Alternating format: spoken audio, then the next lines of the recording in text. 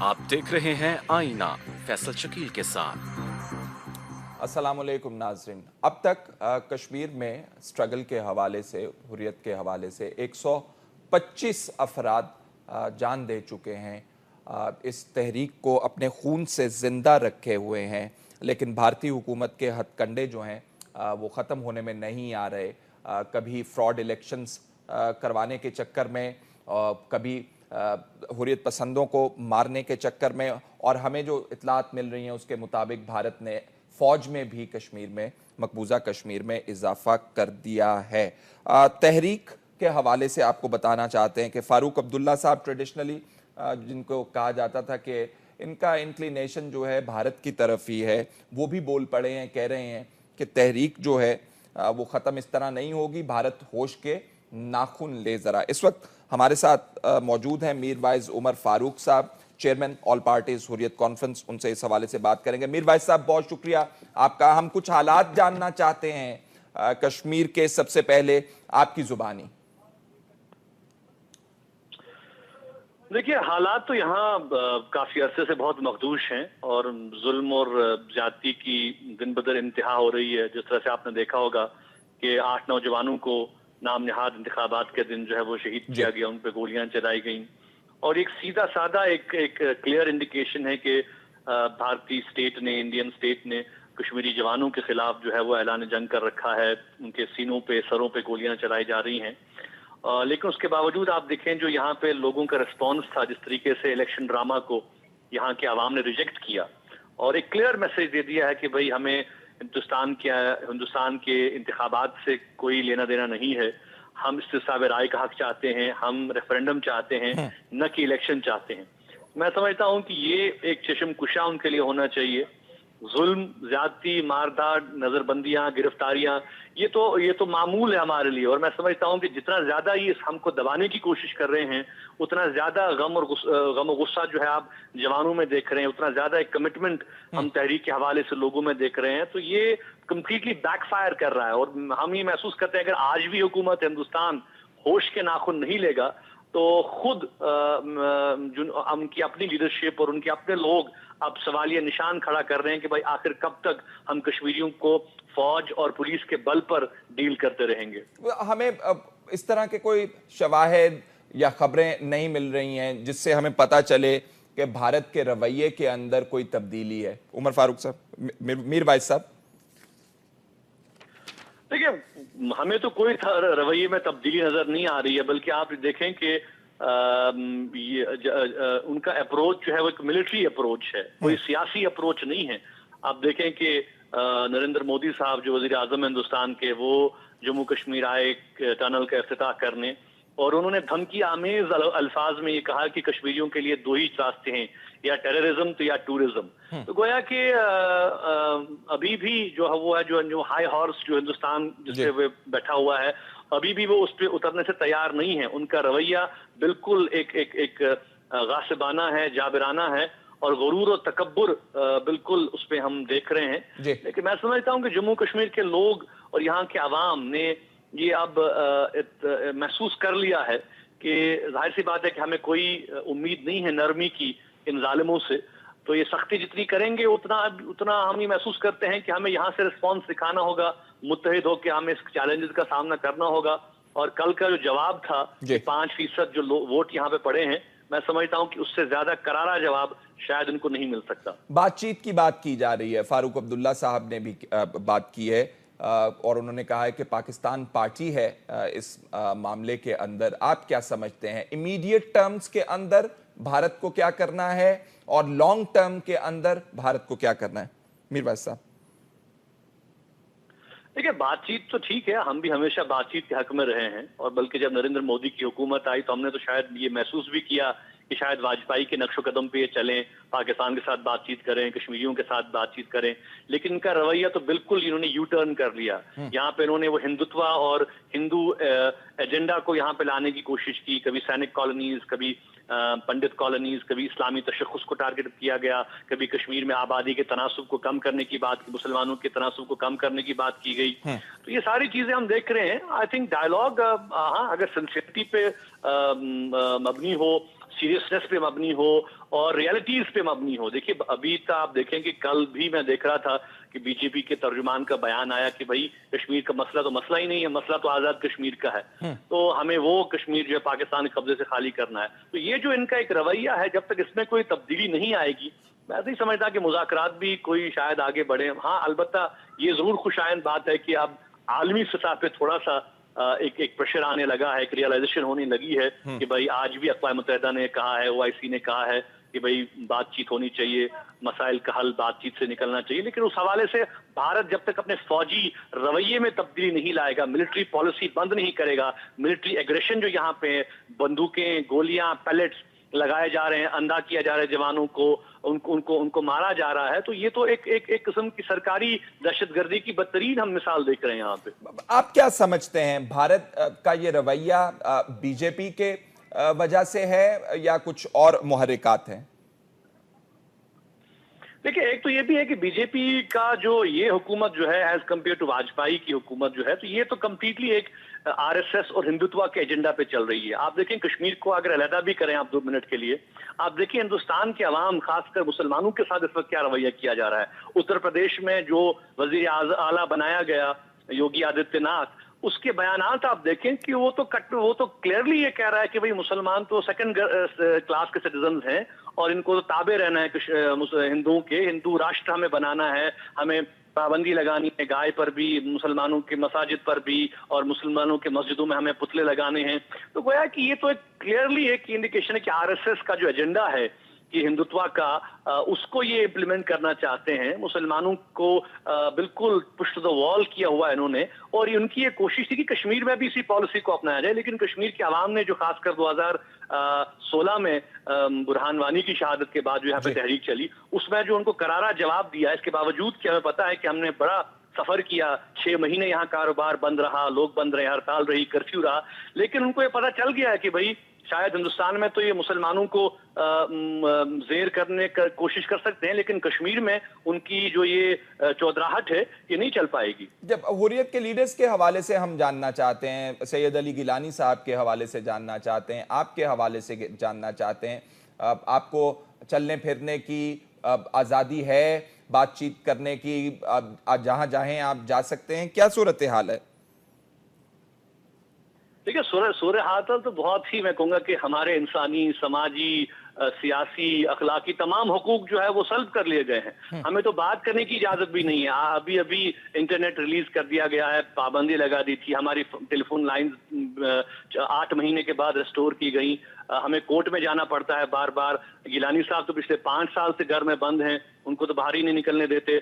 यासीन साहब तो अभी भी जेल में, आज भी उनके 5 दिन का रिमांड उनको लाया गया है, फिर से उनको बंद कर दिया गया है। मैं तो पिछले 22 दिनों से घर में महसूर हूँ, नमाज की अदायगी से रोका जा रहा है, मीडिया से रोका जा रहा है बात करने से, यहाँ तक कि हद ये है कि जुमा की नमाज से हमें रोका जा रहा है। कश्मीर की मरकजी जामा मस्जिद 20 हफ्तों को वहां पे 2016 में नमाज नहीं अदा की जाने दी गई। आप अंदाजा कीजिए कि अगर यही सूरत हाल हम कहें कि भाई हिंदुस्तान में जो हिंदुओं का सबसे बड़ा मंदिर है उसको कुल्फ लगाया जाए, ताला लगाया जाए, तो हिंदुओं का रिएक्शन क्या होगा। तो गोया कि एक एक्सट्रीम रिप्रेशन जिसे हम कहते हैं उसका मुजाहरा किया जा रहा है, और क़यादत को बिल्कुल जो तहरीक पसंद क़यादत है उनको पुश टू द वॉल किया जा रहा है। लेकिन मैं समझता हूँ कि अल्हम्दुलिल्लाह इन हालात में भी जो यहाँ के अवाम ने, खासकर नौजवानों ने जो हिम्मत दिखाई है, लीडरशिप उनको सलाम करती है, और मैं समझता हूँ कि यहाँ के अवाम का जज्बा है, यहाँ के नौजवानों का जज्बा है, और ये वो कुर्बानियां हैं जो हमें भी हिम्मत दे रही हैं कि मुश्किल हालात में भी जितना हमसे हो सके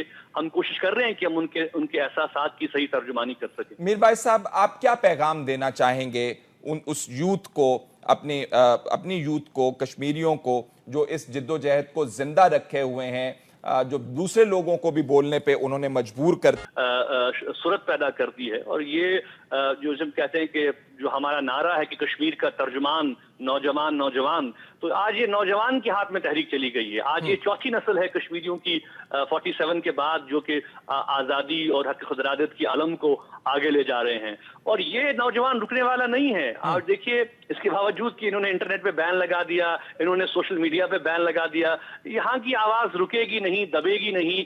और जिस तरीके से यहाँ का पढ़ा लिखा नौजवान چاہے وہ کشمیر میں ہو، کشمیر سے باہر ہو، جس طرح سے وہ اپنے آپ کو پیش کر رہا ہے، میں سمجھتا ہوں کہ اس کے باوجود کہ ہندوستان کا ایک بہت بڑا اثر ہے عالمی دنیا پہ اور عالمی سیاست پہ، لیکن ہم پورے بالکل ہم اس بات پہ ہمیں یقین ہے ایمان کی حد تک کہ ہماری جدوجہد حق اور انصاف کی جدوجہد ہے، اور انشاءاللہ ہم اپنی جدوجہد میں ضرور کامیاب ہوں گے.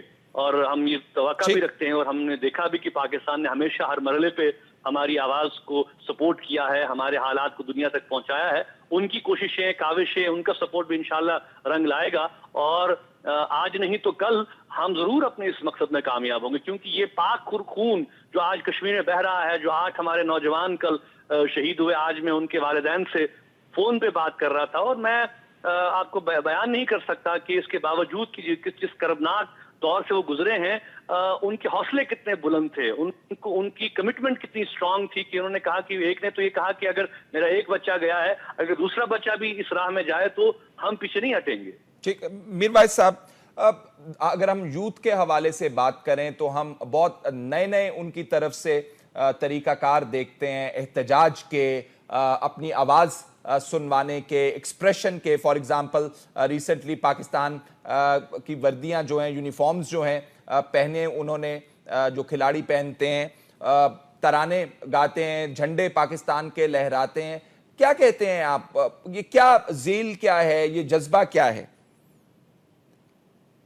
دیکھیے، یہ جذبہ تو میں کہوں گا کہ دو قسم کے رشتے ہمارے پاکستان کے ساتھ ہیں. ایک تو سب سے پہلے ایک دینی رشتہ ہے، اسلامی رشتہ ہے، اور وہ ہمیشہ کشمیر کے حوالے سے یہاں بنیاد رہی ہے. اور دوسرا یہ ہے کہ ایک نیچرل، ایک ایک ایموشنل رشتہ پاکستان کے ساتھ کشمیریوں کا ہے، اور ہر مرحلے پہ کشمیریوں نے اس کا اظہار کیا ہے. اور ہمیں اس بات کا بھی احساس ہے کہ پاکستان ایک واحد ہمارا ایسا وکیل ہے جس نے ہر مرحلے پہ ہماری حمایت کی، ہر مرحلے پہ ہماری بات کی. یہ ٹھیک بات ہے کہ پاکستان جو ہے کشمیر کے حوالے سے، وہاں پہ اگر ہم بات کریں پاکستان کی پارٹیز کی، پاکستان کی حکومتوں کی، یا آزاد کشمیر کی حکومتوں کی، یہ ہو سکتا ہے کہ بھائی پاکستان کے لوگ یا پاکستان کے عوام یہ چاہتے ہو کہ کشمیر پاکستان کا حصہ بنے، لیکن انہوں نے کشمیریوں کی چوائس کو ہمیشہ رسپیکٹ کیا ہے، اور کشمیریوں کی حق خودارادیت کو رسپیکٹ کیا ہے کہ بھائی فیصلہ کشمیریوں کو کرنا ہے کہ وہ کس کے ساتھ جانا چاہتے ہیں، آزاد رہنا چاہتے ہیں، ہندوستان کے ساتھ جانا چاہتے ہیں، پاکستان کے ساتھ جانا چاہتے ہیں. اور یہ جو ایک ایکنالجمنٹ کیا ہے پاکستان نے کشمیریوں کے حق کا اور حقوق کا،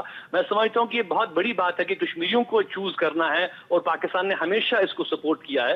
تو اس حوالے سے ایک تو یہ وجہ ہے، اور دوسرا یہ کہ ہندوستان کے حوالے سے بھی میں کہوں گا کہ افسوس کی بات ہے کہ میں نے یشونت سنہا صاحب جب یہاں کشمیر آئے، فارن منسٹر ہندوستان کے جو سابقہ رہے ہیں، اس 2016 کی ایجوکیشن کے بعد، تو میں نے ان سے بھی یہ کہا، میں نے کہا کہ بھئی ہندوستان کی پالیسیز ہی خود ہندوستان کی دشمن بن گئی ہیں. 90s میں کشمیر کے نوجوان کو غصہ تھا، 90s میں کشمیر کے نوجوان کو ایموشنز تھے، لیکن آج کشمیر کے نوجوان کو نفرت ہو گئی ہے ہندوستان کی، کیونکہ جو پالیسیز آپ کی حکومت نے اور آپ کے لوگوں نے کشمیر میں اڈاپٹ کی ہیں، وہ آج آپ دیکھ رہے ہیں کہ ان کا ریئیکشن کیا ہے. اور میں یہ کہوں گا کہ انہوں نے میرے ساتھ اگری کیا. ٹھیک. میر بھائی صاحب، بہت شکریہ. اتنے ٹف انوائرمنٹ کے اندر، اتنے ٹف حالات کے اندر، سخت حالات کے اندر، نظر بندی کے اندر آپ نے ہم سے بات کی. میں آپ کا بہت زیادہ ممنون ہوں. ناظرین، بھارت کے ہتھ کنڈے، بھارت کی پالیسیز، کشمیر کے نوجوان اس کو ریجیکٹ کر چکے ہیں.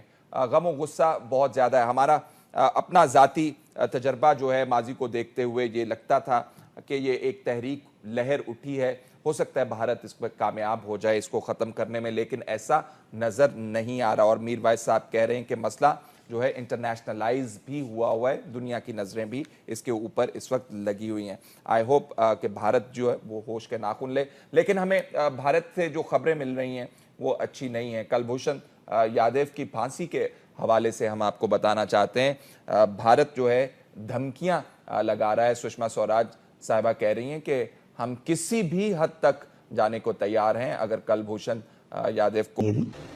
And my cover name was Hussain Mubarak Patel, which I had taken for doing some intelligence gathering for the Indian agencies.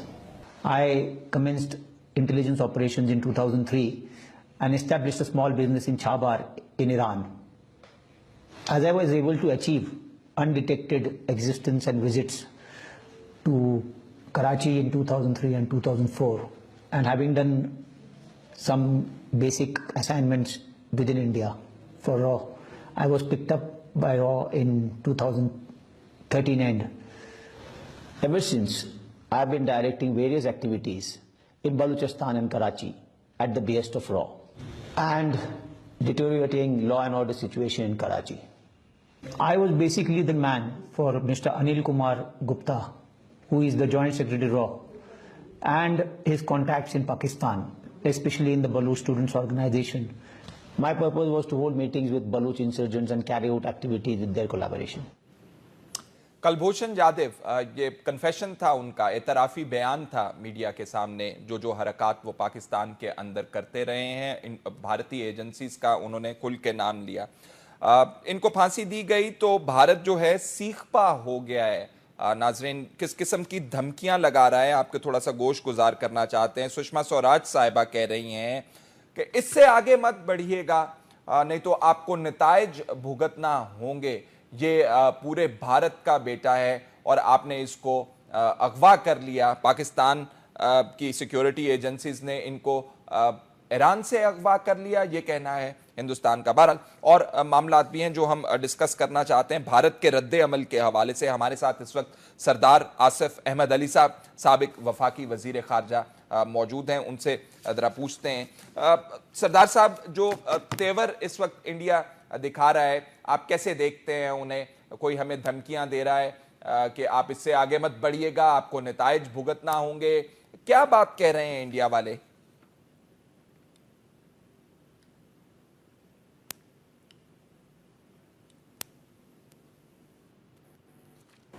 ऐन ऐसी है जैसे मतवक्को था, और मुझे तो बिल्कुल मैं 100% में यकीन था कि यही रद्द अमल आएगा और सबसे पहले उनका मीडिया बोलेगा।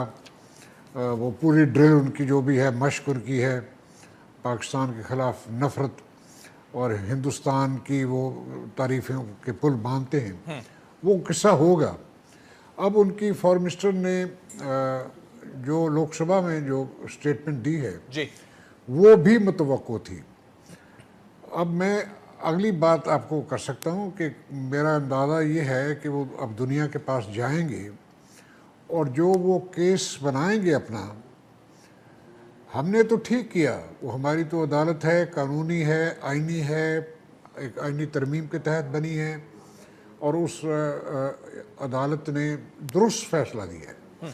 एक जासूस है, पकड़ा गया है, दहशतगर्दी करवाता रहा है पाकिस्तान में, एक बाले जुर्म भी उसने कर लिया। जो हमने किया है बिल्कुल ठीक किया, मगर अब जिस अंदाज से इसको दुनिया के सामने पेश किया जाएगा, वो ये कहा जाएगा कि ये कोई अदालत नहीं थी, ये एक कैंगरू कोर्ट थी, जो मिलिट्री कोर्ट थी, जिसमें जो मुलज़िम था उसको अपनी मर्ज़ी का वकील नहीं मिला, वकील दिया गया और फिर उसका ट्रायल जो है वो इसलिए वो फेयर ट्रायल उसको नहीं मिला। और वो ये दलील देंगे कि हिंदुस्तान में कोई मिलिट्री कोर्ट नहीं है, वहाँ दहशतगर्दी होती रही है। इसी तरह यूरोप में कोई मिलिट्री कोर्ट नहीं है, वहाँ भी सज़ाएँ मिलती हैं। तो पाकिस्तान में जो बनाई गई है ये कानून के तकाज़ों को पूरा नहीं करती। एक तो वो ये पहलू करेंगे। दूसरे जो दो चार चीज़ें मुतवक्को हैं मुझे जो वो करेंगे, उनका माजी का रिकॉर्ड देख के, वो एक ना एक पाकिस्तानी पकड़ेंगे। और एक आपको याद है, पाकिस्तानी रिटायर्ड कर्नल हबीब जी, नेपाल के बॉर्डर के ऊपर उन्होंने पकड़ा उसको, और मुझे यकीन है, 100% यकीन है कि ये उनकी सिक्योरिटी एजेंसी ने उन्होंने पकड़ा। अब उसकी कोई स्टोरी घड़ेंगे या किसी और पाकिस्तानी को पकड़ के उन्होंने एक स्टोरी घड़नी है, बनानी है, और वो बिल्कुल वैसी ही तकरीबन होगी जैसे हमने इंडियन एक जासूस के ऊपर बनाई है। तीसरा काम वो ये करेंगे कि वो बैनुल-अक़वामी सतह पे एक बहुत बड़ा एक डिप्लोमेटिक ऑफेंसिव, एक पूरा एक कैंपेन वो लॉन्च करेंगे और उस कैंपेन में दुनिया के कैपिटल्स में जाएंगे और वो कहेंगे कि उन्होंने एक बेगुनाह इंडियन नेवल ऑफिसर को पकड़ के फलां फलां केस बना के एक मिलिट्री कोर्ट के ज़रिए उन्होंने झटका दे दिया। और उनकी बात ये मैं नहीं कह सकता सुनी जाए ये नहीं, मगर ये उनका केस ये होगा। और फिर जो तीसरी बात मतवक्को है, उन्होंने क्योंकि मोदी का रवैया यही है कि उसने पाकिस्तान को हर वक्त अंडर प्रेशर रखने की कोशिश करनी है, आइसोलेट पाकिस्तान को करने की वो तको-दाव में है। और उसका लबो लहजा 2-4 पिछले दिनों में बहुत सख्त था पाकिस्तान के बारे में। वो लाइन ऑफ कंट्रोल पे तंग करेंगे हमें, फिर मकबूजा कश्मीर में श्रीनगर में और सख्तियाँ करख्तियाँ करेंगे, जो आप माजी में 2-3 दिनों में हमने देखा, तो 2-3-4 नौजवानों को कत्ल किया उन्होंने। अब ये सब कुछ होना है। सवाल ये पैदा होता है कि हमने क्या करना है जी।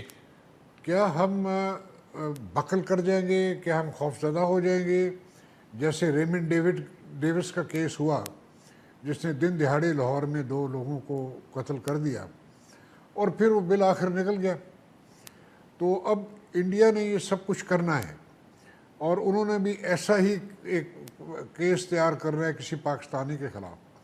जब वो वक्त आएगा तो फिर हमें जायज़ा लेना पड़ेगा कि हम किस हद तक हमने जाना है या नहीं जाना। ठीक। मैं इस हक़ में हूँ कि ये जासूस था, दहशतगर्दी करवा रहा था, ये फांसी का हकदार है, इसे फांसी होनी चाहिए। ठीक है।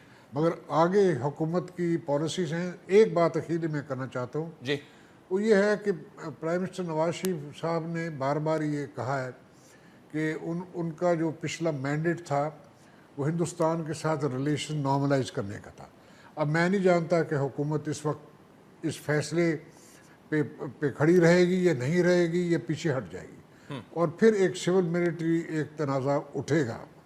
ये डोमेस्टिक जो हमारी सूरत हाल है, मुझे ये तज़ाद नज़र आता दिख रहा है। ये तज़ाद फिर उठना है। ये तो इंडिया के अंदर भी ज़रूरत इस अमर की है कि सिविल और मिलिट्री लीडरशिप और सारा पाकिस्तान एक प्लेटफॉर्म पे खड़ा हो और मजबूती के साथ हम अपने फैसले करें, आंखें खोल के करें, जज्बात के बगैर करें। और जो ये इंसान जो जासूस टेररिस्ट सपोर्टर, जो इसको सज़ा मिलनी चाहिए, इसको ज़रूर मिलनी चाहिए। ठीक है सरदार साहब, वहाँ से इंडिया से जो हमें बातें सुनने को मिल रही हैं बहुत अजीब सी हैं। और बीजेपी के मेंबर हैं सुब्रमण्यम स्वामी साहब, उन्होंने कहा है आज कि भारत को चाहिए कि बलूचिस्तान को एक खुद मुख्तार रियासत के तौर पर एक्सेप्ट कर ले। जहाँ पे वो ये बात करते हैं वो अपनी कल्पेबिलिटी, अपनी इंटरफेरेंस, अपनी इन्वॉल्वमेंट भी मान रहे हैं कि हमारी बलूचिस्तान के अंदर बड़ी से है, रीच है वहाँ पे। नहीं देखे तो उन्होंने खुद ही इतराफ़ कर लिया। ये हमारा इल्ज़ाम हुआ करता था और हमारे जो शवाहिद थे ना हिंदुस्तान मानने को तैयार था ना दुनिया मानने को तैयार थी कि हिंदुस्तान हमें डिस्टेबलाइज कर रहा है, दहशतगर्दी करवा रहा है और हमारे मुल्क के अंदर सक्सेशन कराना चाहता है, तो तोड़वाना चाहता है पाकिस्तान। ये हम बार बार दुनिया को ये कहते रहे और कोई हमारी बात सुनने को तैयार नहीं था। अब वो खुद इस बात का वो इतराफ़ कर रहे हैं कि उन्हें ये करना चाहिए। उनका मीडिया तो बार बार उकसा रहा है उन्हें, मगर उनकी पॉलिसी यही है। उनका वज़ीर दाखिला तो बार बार कह चुका है कि हम पाकिस्तान को डिस्टेबलाइज करेंगे। तो ये ख़तरात मौजूद हैं, ये बिल्कुल मौजूद हैं और हमें, मैंने अर्ज़ किया जैसे पहले कहा, सोच समझ के चलना होगा। मगर हमें खौफज़दा या एक खौफ और फियर की पॉलिसी नहीं बनानी चाहिए। जो भी पॉलिसी बनाएं एतमाद के साथ बनाएं, अक्ल के साथ बनाएं और अब हमें घबराने की ज़रूरत नहीं है। और आपने करके देख लिया था सर्जिकल स्ट्राइक, झूठी सर्जिकल स्ट्राइक करके देख ली थी और उनको जवाब मिल गया था उसका। ठीक। मगर मैं ये कभी भी नहीं कहूँगा कि टेंशन को इस हद तक हम ऊपर जाने दें कि खुदा न खास्ता कुछ जंग का ख़तरा हो जाए। आप एक और तरफ भी इशारा कर रहे हैं क्योंकि हमें मालूम है कि ये सज़ा जो है मिलिट्री कोर्ट की तरफ से आई है, ये इंडिया के अंदर भी बात की गई है। और सरताज अजीज़ साहब ने पिछले माह कहा कि हम मुकदमा बना रहे हैं कुलभूषण जाधव साहब के खिलाफ, लेकिन हमें ये पता चल रहा है کہ 3 مہینے سے یہ مقدمہ چل رہا تھا اور کیس ہوا تھا، تو یہ جو خلا ہے آپ کہہ رہے ہیں یہ بھی پر کرنے کی ضرورت ہے؟ بالکل بالکل ٹھیک ہے. اب یہ تو اب ہمارے فورن آفس کا کام ہے، ہمارے سفارتکاروں کا کام ہے، اور ہماری پولیٹیکل لیڈرشپ نہ جانے کیوں سوئی ہوئی ہے. وہ تو کوئی بات کرنے کو تیار ہی نہیں. اب سب کچھ ساری دنیا بول رہی ہے، مگر میں نے کسی وزیر یا کسی چیف منسٹر یا کسی پرائم منسٹر کی طرف سے کوئی آواز نہیں آئی. تو پھر اس میں ہم پھر ان سے مایوس ہو جاتے ہیں کہ نہ جانے ان کی کیا پالیسی ہے کہ ملک کے انٹرسٹ یہ ان کو عزیز نہیں ہے، اور یہ نہیں چاہتے کہ انصاف ہو ایک ایسے شخص کے خلاف جو دیدہ دنستہ پاکستان میں کارروائیاں کر رہا ہے. اگر ان کی ہم کہانی سنیں جو بنائی ہے انہوں نے کہا جی کہ اس کو ایران سے اغوا کیا گیا ہے، میننگ دیر بائے کہ پاکستان کی سیکیورٹی ایجنسیز ایران کے اندر گھستی ہیں، وہاں سے ان کو کڈنیپ کرتی ہیں، بارڈر کی وائلیشن کرتی ہیں، سوورینٹی کی ان کی وائلیشن کرتی ہیں، اور کلبھوشن یادیو صاحب کو ایران سے پکڑ کے یہاں پہ لے آتے ہیں. تو وہ امپلیکیٹ ایران کو بھی کر رہے ہیں خام خواہ میں اس میں. یہ دیکھیں، ایران کو خام خواہ اس میں ملوث نہیں ہمیں کرنا چاہیے. وہ جاسوس تھا، ایران سے آپریٹ کر رہا تھا. ہم یہ نہیں کہہ سکتے کہ ایران کی ایک چیز اس میں ملوث تھی. یہ بالکل نامناسب ہوگا ہمارے لیے یہ کہنا. مگر اس کے بعد پھر ہندوستان کا جھوٹ ہے کہ ہم نے ایک خود مختار ہمسایہ دوست ملک کے اندر جا کے اس کی ٹیریٹری میں اندر جا کے کارروائی کی ہو. میں اس کو ماننے کو تیار نہیں. یہ تو بالکل ان کا ایک بالکل جھوٹ ہے، اور بڑے وہ دانستہ طور پہ اعتماد کے ساتھ وہ جھوٹ بولتے ہیں. یہ ہندوستان کا پرانا طریقہ ہے. یہ آپ کہہ رہے ہیں کہ ہمیں ڈرنے کی ضرورت نہیں ہے. وہ ادھر سے نعرے بلند کر رہے ہیں کہ ہم کچھ بھی کر جائیں گے، ہم اپنا بھارت کے بیٹے کو واپس لے کر آئیں گے. جب آپ کہتے ہیں کہ ہمیں احتیاط کی ضرورت ہے، ڈرنے کی ضرورت نہیں ہے، تو کس طرح اس کو فارورڈ لے کر جانا چاہیے؟ کیونکہ وہ سشما سوراج صاحبہ یہ بھی کہہ رہی ہیں کہ 2 طرفہ تعلقات بھی خراب ہوں گے. تو ہمارے 2 طرفہ تعلقات ان کے ساتھ ہیں کیا؟ اس وقت تو تعلقات تو بہت سے معاملات میں ہیں. ہمارے لوگ جاتے بھی ہیں وہاں، وزٹ بھی کرتے ہیں، ان کے لوگ بھی یہاں آتے ہیں، اور بھی کئی معاملات ہیں جس میں ہمارے تعلقات موجود ہیں. ڈپلومیٹک تعلقات بھی موجود ہیں، کونسلر تعلقات بھی موجود ہیں. تو وہ خراب ضرور ہیں، مگر یہ کہنا کہ وہ نہیں ہے وہ تو میرا خیال ہے درست نہ ہوگا. مگر ان تعلقات میں دھچکا لگے گا، یقیناً لگے گا، اور ہندوستان اس کی جو لب و لہجہ ہے، ریٹرک ہے، اس کو بڑھائے گا اور پاکستان کو خوفزدہ کرنے کی کوشش ضرور کرے گا. میں ان چیزوں پہ خبردار کرنا چاہتا ہوں کہ وہ ضرور کریں گے، ٹینشن پیدا کریں گے. ابھی ہمارے اوپر ہے کہ ہمارے اندر کتنی پسلی ہے، کیا ہم برداشت کر سکتے ہیں وہ پریشر. اور پھر اگر کوئی پاکستانی وہاں پکڑ کے انہوں نے جاسوس دکھانے کی کوشش کی، اور اس صورتحال کو بھی ہم نے نپٹنا ہے. یہ سارے ایشوز سامنے آنے ہیں، یہ انفولڈ ہونی ہے، یہ سب چیزیں انفولڈ ہونی ہیں آئندہ 5-10 دن میں. سردار آصف احمد علی صاحب سابق وفاقی وزیر خارجہ ہم سے گفتگو کر رہے تھے انڈیا کے ری ایکشن کے حوالے سے. ناظرین، پاکستان کی معیشت کے حوالے سے بھی ہم بات کرنا چاہتے ہیں. یا وہ نوز ڈائیو کر رہی ہے، اوندھے منہ جو ہے وہ نیچے جائی جا رہی ہے. اس سے آپ کو پتہ چل جائے گا کہ حکومت نے کتنی اچھی کارکردگی کی ہے. ہماری معیشت کا کوئی اچھا حال نہیں ہے. لوگ اپنے ٹیکسٹائل سپننگ یونٹس بند کرنے کے اوپر آئے ہیں. عوام جو ہے حکومت سے اپیلیں کرتی پھر رہی ہے کہ ہمارے ریفنڈز ہی واپس کر دیں، ہم نے اتنی زیادہ چیزیں باہر بھیجی ہیں، ہمیں پیسے دے دیجئے. بجلی کا حال دیکھ لیں، وہ علیحدہ ہے. اور معاملات دیکھ لیں, ٹریڈ ڈیفیسٹ دیکھ لیجئے, وہ بڑھتا جا رہا ہے. یہ خسارہ کیسے پورا کرنا ہے اس حکومت نے؟ کاٹن کی اگر آپ کراپ کی بات کریں, جو کیش کراپ کہلاتی تھی, اس کا حال برا ہوا ہے. ہم معیشت کو کس سمت میں لے کے جا رہے ہیں, اس حوالے سے ہم بات کرنا چاہتے ہیں. ہمارے ساتھ اس وقت سینیٹر انور بیگ صاحب, سینئر رہنما پاکستان مسلم لیگ نون, تشریف رکھتے ہیں. سینیٹر صاحب بہت شکریہ تشریف لانے کا. we've been after you, لیکن آپ پکڑائی نہیں دیتے ہیں. آج ہم نے آپ کو پکڑ لیا. سینیٹر صاحب سب سے پہلے یہ بتا دیجئے کہ آپ کی حکومت کو ہمیشہ کہا جاتا تھا کہ یہ بزنس فرینڈلی حکومت ہے, اور بزنس مین بڑا خوش ہوا کرتا تھا.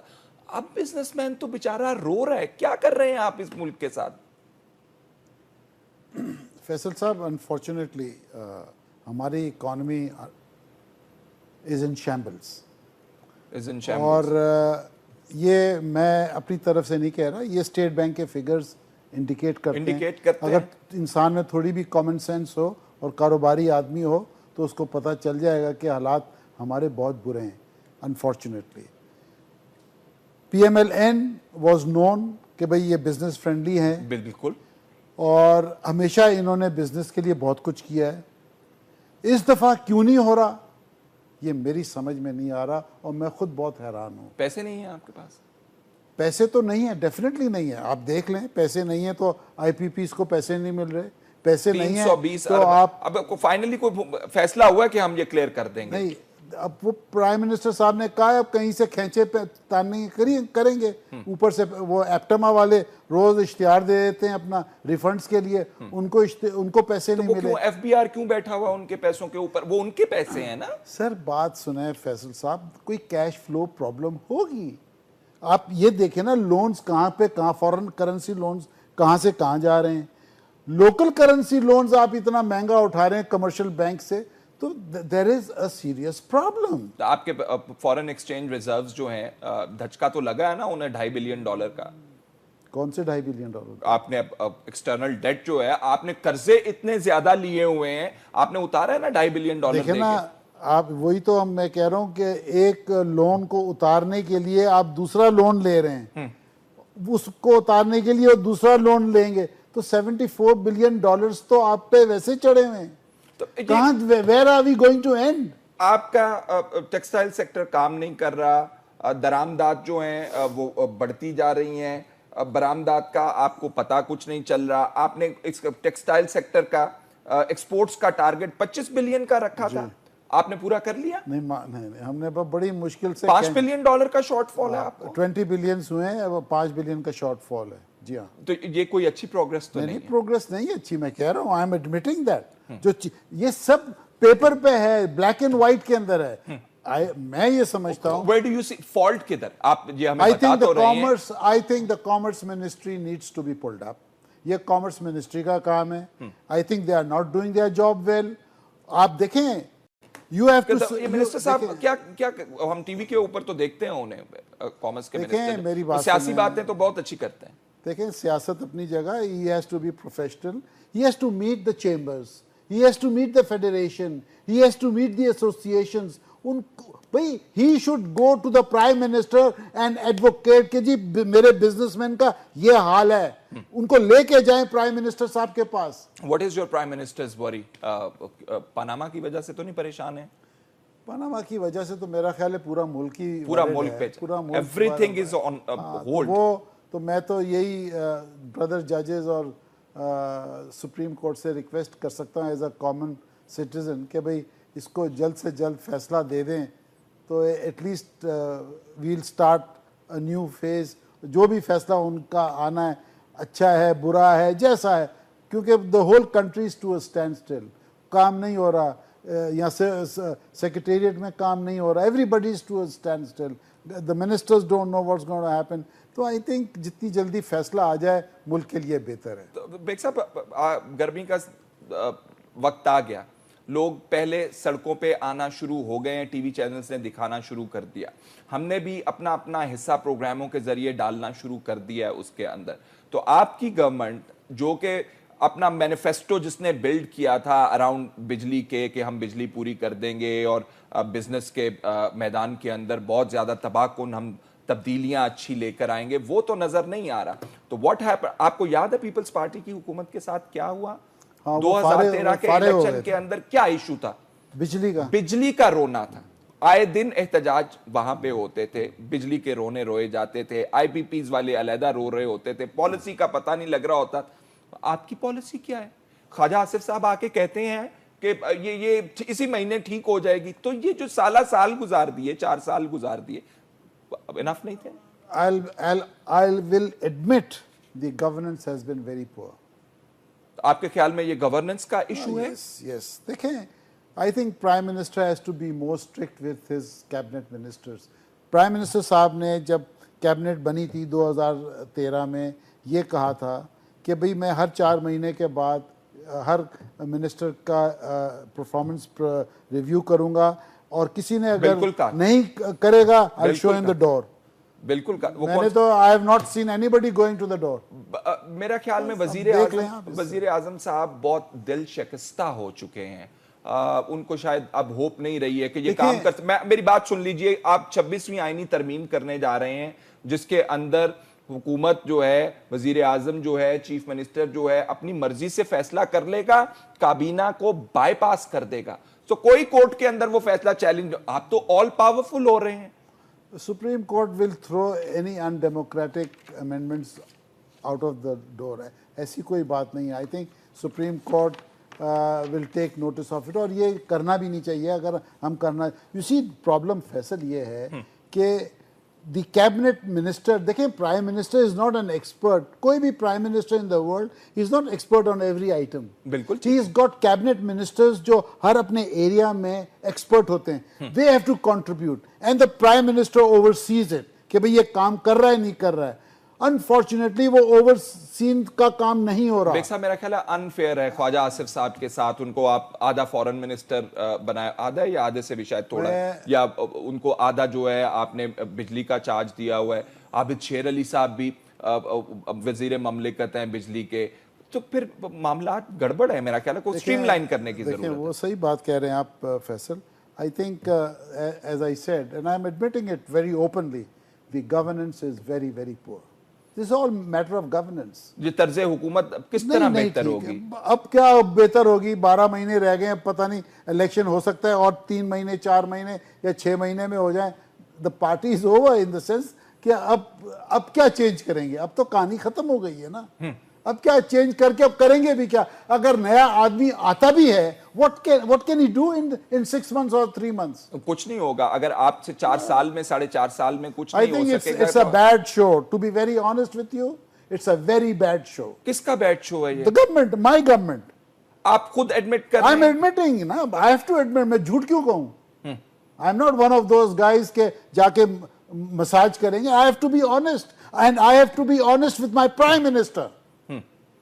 I have to tell him the fact that the economy is in shambles. There is no power. आपके What are we trying to do? Election आ रहा है, हम तो पिट जाएंगे। लोगों ने हमें वो छितर मारने हैं, आप सोच नहीं सकते। लोग बेचारे बेबस हैं, कुछ बोलते नहीं हैं, उनको खाने के लाले पड़े हुए, मगर एक दिन उनको मिलता है 5 साल में, इलेक्शन डे, वो उन्होंने हमें रास्ता दिखा देना है। अब मुझे समझ में नहीं आता कोई अलादीन का चिराग आ जाए कि और 6-8 महीने में कुछ मिरेकल्स हो जाएं, but I don't see that happen. वो किसके पास है अलादीन का चिराग? I don't know. अब अल्लाह ताला ही कुछ करे, इनको समझाए। Aladdin But we have not done Aladdin का चिराग, we have not done what people expected us to do. Unfortunately, we have not delivered the way we should have delivered. We could have delivered much better, much better. तो क्या आप कहते हैं, आप देख bag साहब, आप तमाम चीजों को एक रैप कर रहे हैं खूबसूरत से लफ्ज के अंदर, गवर्नेंस के, कि जी गवर्नेंस नहीं ठीक हो, तो हमें इनकॉम्पिटेंस आपको नहीं नजर आती है जब आप देखें? when I say poor governance, all these words come into poor governance. Remittances को हमारी क्या, और जो पैसे पाकिस्तानी बाहर से भेज रहे थे मुल्क के अंदर, वो भी डाउन हो गए। फॉरेन रिजर्व्स को बचाने के लिए आप उधार ले जाएं, बाहर से भी अंदर से भी। आपका जो कर्जा है इंटरनल और एक्सटर्नल